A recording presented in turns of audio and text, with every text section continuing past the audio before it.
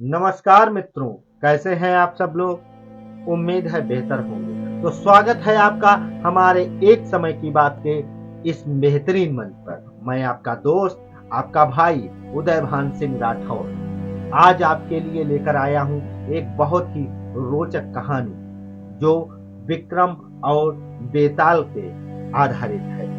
दोस्तों, इस कहानी के माध्यम से मैं आपको बताऊंगा कैसे राजा विक्रमादित्य और बेताल की मुलाकात होती है और वो मुलाकात क्यों होती है, इस बारे में मैं आपको पूरी जानकारी दूंगा।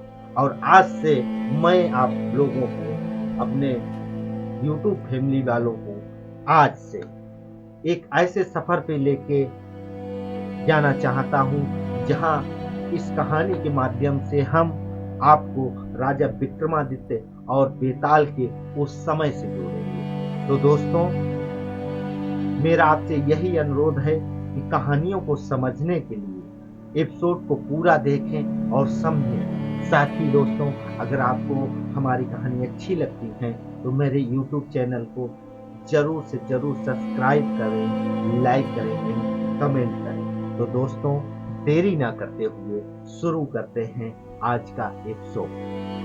एक समय की बात।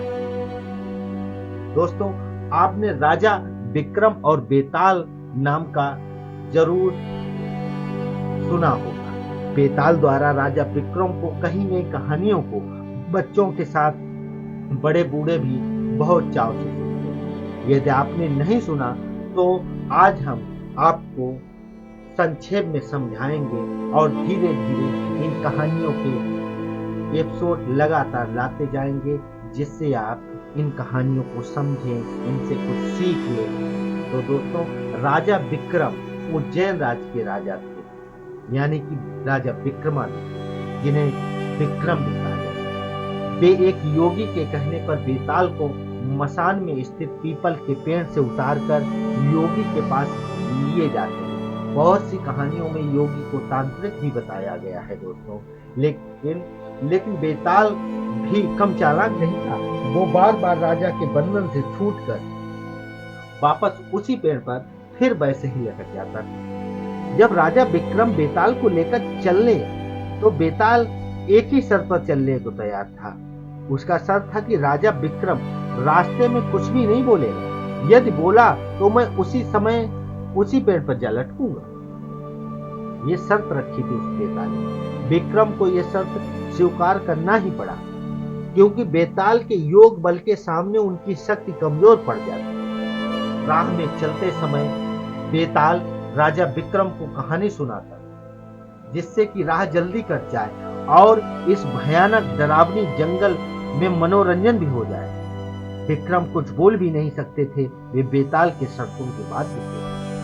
कहानी के अंत में बेताल राजा के प्रश्न करता, जिसका उत्तर जानने के लिए बेताल को साथ साथ गंधर्व देवतागण ऋषिगण भी उत्सुक रहते। दोस्तों, जैसे कुछ समय पहले बचपन में हमारे टीचरों द्वारा हमें कोई लेसन पढ़ाया जाता था, तो उसके अंत में उसी के जो उस लेसन में होता था, उसी के प्रारूप में हमसे क्वेश्चन किया जाता था, जिसका जवाब देना होता। वैसे ही बेताल उस कहानी को सुनाता था, फिर उसी में से एक क्वेश्चन पूछता था, एक प्रश्न देता था राजा विक्रमादित्य को, और वो बेताल को बहुत ही अच्छे तरीके से उसका आंसर देते थे। इसी वजह से गंधर्व और देवतागण ऋषिगण भी उस आंसर को सुनने के लिए उससे उत्सुक रहते थे। राजा विक्रम बड़े ही न्याय प्रतापी थे। तीनों लोकों में उनका न्याय सर्वश्रेष्ठ माना जाता था। बेताल का जो पेचीदगियों से भरा प्रश्न होता था, वो न्याय आधारित ही होता था। इसी कारण सभी उनके न्याय को सुनने के लिए उत्सुक रहते थे। लेकिन जैसे ही वे उत्तर देते, बेताल उत्तर सुनने के बाद हवा में उड़ के भाग जाता, क्योंकि विक्रम ना बोलने की शर्त तोड़ देते। यहाँ एक परेशानी और थी दोस्तों। बेताल कहानी के अंत में राजा विक्रम से कहता, यदि तू मेरे प्रश्न का उत्तर जानते हुए भी नहीं बताएगा तो मैं अपने योग बल से तुम्हारे सिर के टुकड़े टुकड़े कर दूंगा। विक्रम बाध्य हो जाते क्योंकि उन्हें उत्तर ज्ञात था, क्योंकि राजा विक्रमादित्य बहुत ज्ञानी पुरुष थे। वो नवरत्नों में बैठते थे। कहा जाता है कि नवरत्नों की शुरुआत सभाओं में सबसे पहले राजा विक्रमादित्य ने की। तो दोस्तों, यदि विक्रम चाहते तो बेताल की कहानियों से अपना ध्यान हटा सकते हैं, जिसके फलस्वरूप वे कहानी ठीक से नहीं सुन पाते और उनको उत्तर भी नहीं पता होता, सातवीं ना बोलने की शर्त भी नहीं टूटती। परंतु उन्होंने ऐसा नहीं किया, क्योंकि विक्रम जानते थे बेताल जो है वो बहुत ज्ञानी है। उससे कहानियों में जीवन, राजकाज तथा गृहस्थ से संबंधित अनेक ज्ञान की बातें छिपी हैं। इस कारण वे बेताल की कहानियों को बड़े गौर से। तो दोस्तों, बेताल ने जो मनोरंजन कहानियां विक्रम को सुनाते थे, उन सभी को आदरणीय सोमदेव जी ने लिखा। इनका पूरा नाम सोमदेव भट्ट था, जो संस्कृत भाषा के एक जाने माने कवि थे। ऐसा माना जाता है कि इनका जन्म जम्मू कश्मीर में हुआ। यहाँ पर ये कहना ही कि बैताल 25 को सोमदेव ने ही लिखा है उचित नहीं होगा। काफी समय पहले कविवर सोमदेव जी ने अपने काव्य ग्रंथ कथा सरित सागर की रचना की, जो वास्तव में पौशाचिक भाषा में लिखित काव्य ग्रंथ बृहत कथा का संस्कृत में अनुवाद। बृहत कथा के लेखक गुणाढ्य, जो आंध्रवंशी राजा सतवाहन के दरबारी के मंत्री थे। ग्रंथ बृहत कथा अभी उपलब्ध नहीं। इस ग्रंथ को सोमजी ने 2 भागों में अनुवाद किया था, बेताल 25 और सिंहासन 32। यानी कि जो बृहत कथा नामक जो ग्रंथ था, वो उसी में से बेताल 25 और सिंहासन 32 कथा सागर के 2 भाग इन्होंने सोमदेव जी ने निकाले। बेताल 25 में जहां राजा विक्रम और बेताल की कहानियां हैं, वहीं सिंहासन 32 में राजा भोज की 32 कठपुतलियों द्वारा सुनाए राजा विक्रम को विक्रमादित्य नाम से भी जानते हैं कि कहानियों का संलग्न। दोस्तों, इस एपिसोड के माध्यम से मैं आपको बेताल 25 की कहानियों को उपलब्ध कराने के लिए मैंने कई स्रोतों का सहारा लिया है, जैसे इंटरनेट पर उपलब्ध कई वेबसाइटों, कुछ पुरानी पुस्तकों, यूट्यूब पर उपलब्ध वीडियो तथा साथ ही अपने सुने हुए कहानियों का भी उपयोग इस कहानी को कहने में किया। मैंने यहाँ त्रुटि रही बिना गलती की कहानी उपलब्ध कराने की पूरी कोशिश की है दोस्तों, कि आप लोगों को बेहतर से बेहतर जानकारी दी जा सके, क्योंकि अधिकांश वेबसाइटों पर कॉपी पेस्ट करने के कारण कई जगह कहानी त्रुटियुक्त तथा अधूरी रह जाती है। दोस्तों, यदि आप बरकी शोर पर विक्रम बेताल की कहानियों को देखेंगे तो आपको कई कहानियां अधूरी प्रतीत होंगी। मैंने भी विकी सोच का सारा कुछ हद तक लेकर सभी कहानियों को पुनः संशोधित किया करके इस मंच पर सुनाया है।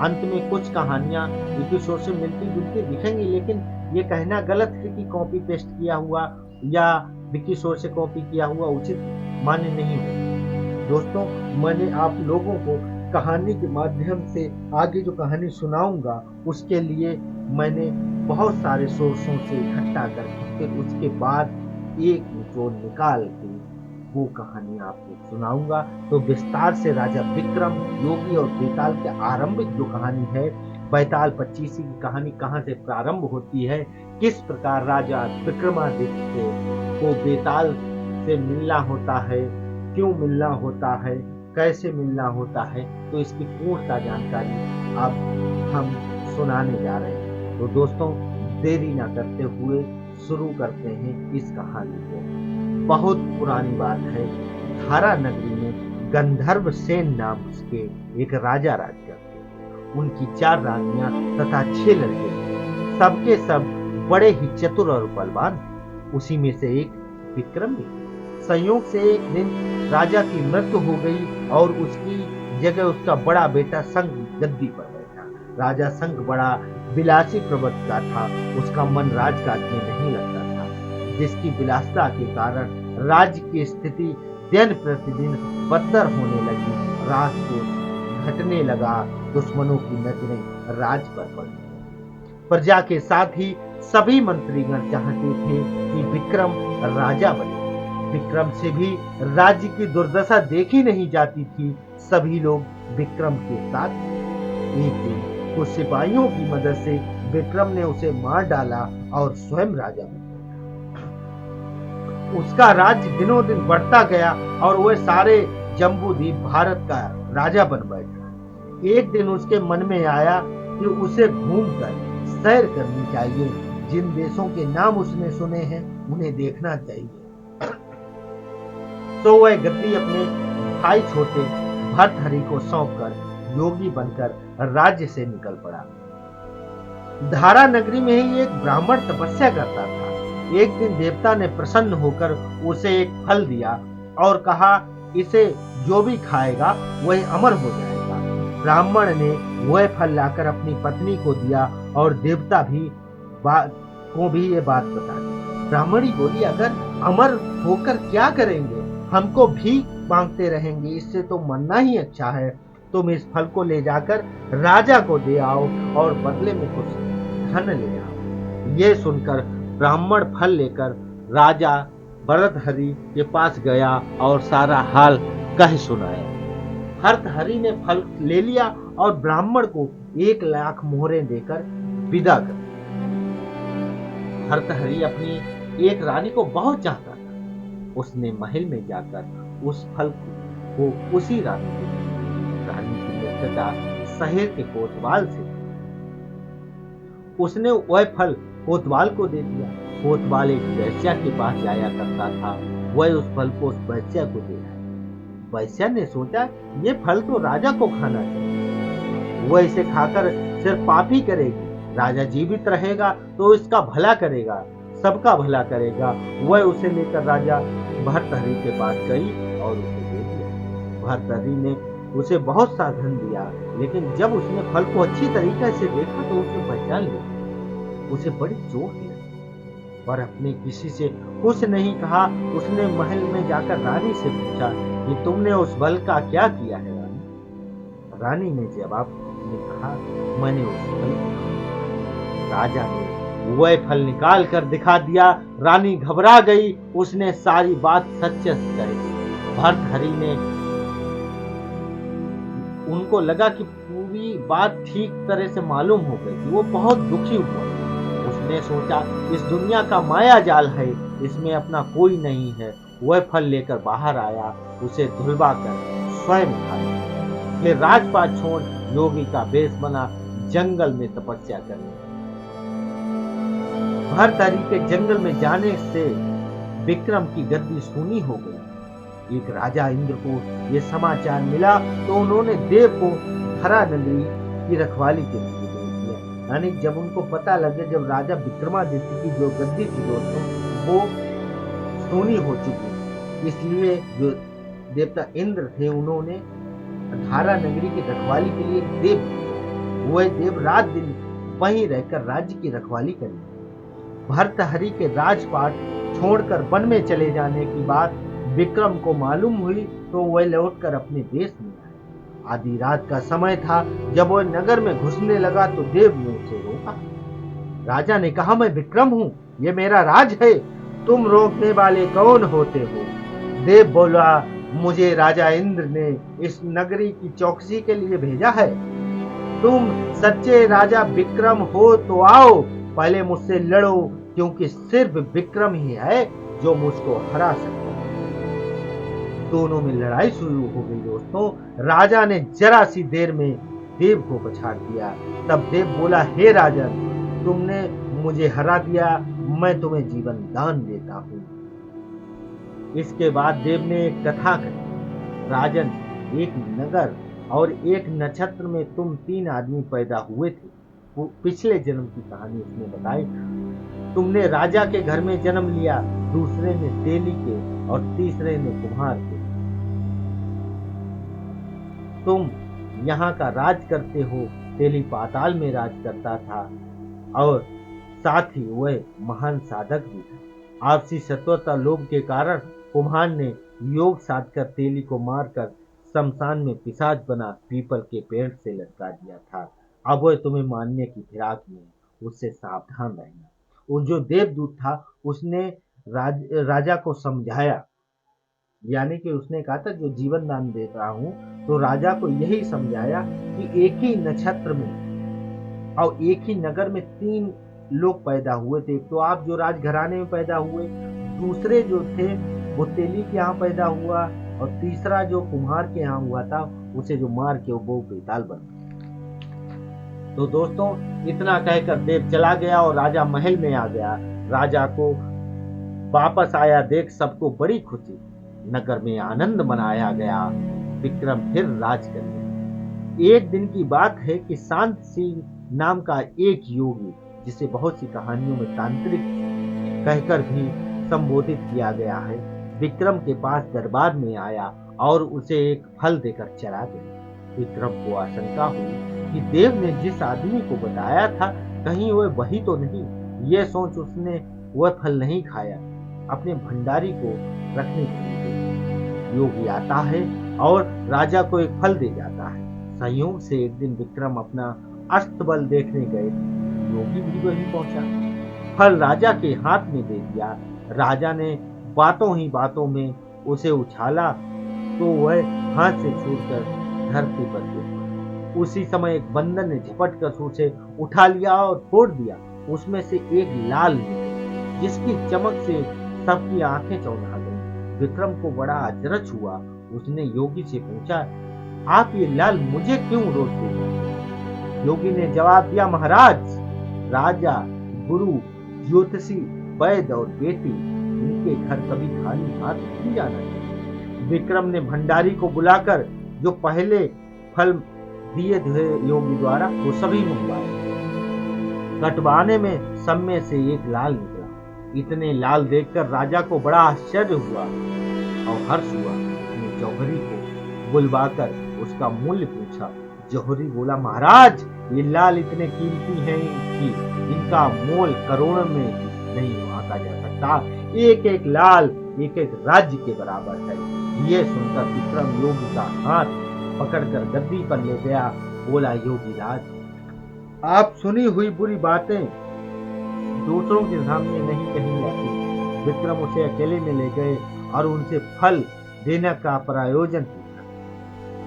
वहां जाकर योगी ने कहा, महाराज, बात यह है कि गोदावरी नदी के किनारे मसान में मैं एक मंत्र सिद्ध कर रहा हूँ, जिसके सिद्ध हो जाने पर मेरा मनोरथ पूरा हो जाएगा। तुम एक रात मेरे पास रहोगे तो मैं मंत्र सिद्ध कर लूंगा। एक रात को हथियार बांधकर तुम अकेले मेरे पास आ जाना। विक्रम ने कहा, अच्छी बात है, यदि मेरी उपस्थिति से आपका मनोरथ पूरा होता है तो मैं जरूर आऊंगा। उसके उपरांत योगी दिन और समय बताकर और मठ में चला गया। दोस्तों, जब योगी मठ में चला गया तो राजा जो विक्रमादित्य थे वो उस समय का इंतजार कर रहे और वो समय एक दिन आ जाए। विक्रम अकेले ही वहां पहुंच जाते हैं। योगी ने उन्हें अपने पास जब आते देखा तो उन्हें अपने पास बिठाया। थोड़ी देर बैठकर विक्रम ने पूछा, महाराज, मेरे लिए क्या आज्ञा है? क्या आज्ञा है मेरे लिए? योगी ने कहा, राजन, यहाँ से दक्षिण दिशा में 2 कोस की दूरी पर मसान में एक पीपल के पेड़ पर एक मुर्दा लटका, उसे मेरे पास ले आओ, तब तक मैं यहाँ पूजा करता हूँ। यह सुनकर राजा वहां से चल दिया। बड़ी भयंकर रात थी दोस्तों, वो चारों ओर अंधेरा था, पानी बरस रहा था, भूत प्रेत शोर मचा रहे थे जंगल में, सांप आकर पैरों पर लिपटते थे राजा विक्रमादित्य के, लेकिन विक्रमादित्य हिम्मत से आगे बढ़ते गए। जब राजा मसान में पहुंचा तो देखता क्या है कि शेर दहाड़ रहे हैं, हाथी चिंघाड़ रहे हैं, भूत प्रेत आदमियों को मार रहे हैं। विक्रम बेधड़क चलता गया और पीपल के पेड़ के पास पहुंचा। पेड़ जड़ से फुगनी तक आग से दहक रहा था। राजा ने सोचा, वो ना हो ये वही योगी जिसकी बात देव ने कही थी। पेड़ पर रस्सी से बना मुर्दा लटक रहा था। राजा पेड़ पर चढ़ गया और तलवार से रस्सी काट दी। मुर्दा नीचे उतरा और दहाड़ मार मार कर विक्रम ने नीचे आकर पूछा, तू कौन है? विक्रम का इतना कहना था कि मुर्दा खिलखिलाकर हंस पड़ा। विक्रम को बड़ा अजरज हुआ। तभी वह मुर्दा फिर से पेड़ पर लटक जाता है। विक्रम फिर ऊपर चढ़कर जाते हैं और रस्सी काट देते हैं। मुर्दे को बगल में दबा नीचे आया और बोला, तू कौन है? मुर्दा चुपचाप था। तब विक्रम ने उसे एक चादर में बांधा और योगी के पास ले चलने के लिए चल पड़ा। रास्ते में वह मुर्दा बोला, मैं बेताल, तू कौन है और मुझे कहाँ ले जा रहा है? विक्रम ने कहा, मेरा नाम राजा विक्रमादित्य है। लोग मुझे राजा विक्रम भी कहते हैं। मैं धारी नगरी का राजा हूँ। मैं तुम्हें योगी के पास ले जा रहा हूँ। बेताल बोला, मैं एक शर्त पर ही आपके साथ चलूंगा। अगर तू रास्ते में बोलेगा तो मैं लौटकर फिर उसी पेड़ पे जा लटकूंगा। विक्रम ने उसकी बात मान ली। फिर बेताल बोला, पंडित, चतुर और ज्ञानी, इनके दिन अच्छी अच्छी बातों में बीतते हैं, जबकि मूर्खों के दिन कलह और नींद में। अच्छा होगा हमारी राह भली बातों की चर्चा में बीत जाए। मैं तुम्हें एक कहानी सुनाता हूँ, लेकिन तुम हूँ हाँ में ही ना हूँ हाँ में भी नहीं जवाब दोगे। मेरी कहानी का कोई जवाब नहीं दोगे। इसके बाद बेताल ने अपनी कहानी आरंभ की और दोस्तों यहीं से बेताल पच्चीसी की कहानी शुरू होती है। पच्चीसी इसलिए कहते हैं कि बेताल ने एक ही रात में 24 कहानियां सुनाई तथा अंतिम कहानी उस धूर्त योगी की थी, जिसके कारण पूरे 25 कहानियों का संग्रह बेताल पच्चीसी कहलाता है। तो दोस्तों, आज की कहानी में हमने आपको यही बताया कि राजा विक्रमादित्य और जो बेताल है उसकी मुलाकात कैसे और क्यों हुई। दोस्तों, आज के बाद हम आपको राजा विक्रमादित्य और बेताल की उस समय की कहानियों को सुनाकर उसी रोमांचित सफर पे ले जाना चाहते हैं। तो कल से जो कहानियों का नेक्स्ट एपिसोड से जो सिलसिला शुरू होगा, उसमें बेताल पच्चीसी की कहानियों द्वारा एक एक एपिसोड के माध्यम से हम आपको ज्ञानवर्धक कहानियां सुनाएंगे, जिससे आपको कुछ ना कुछ सीखने को मिलेगा। तो दोस्तों, विक्रम और बेताल की कहानी का भाग एक नेक्स्ट एपिसोड में बताएंगे, जिसका शीर्षक है पाप किसको लगा। पाप किसको लगा। इसी के साथ कल नेक्स्ट एपिसोड में कहानी के द्वारा हम आपको बताएंगे। तो दोस्तों, इसी के साथ इस कहानी को यहीं पर विराम देते हैं। मिलते हैं नई कहानी के साथ नए एपिसोड में। जय भारत, जय।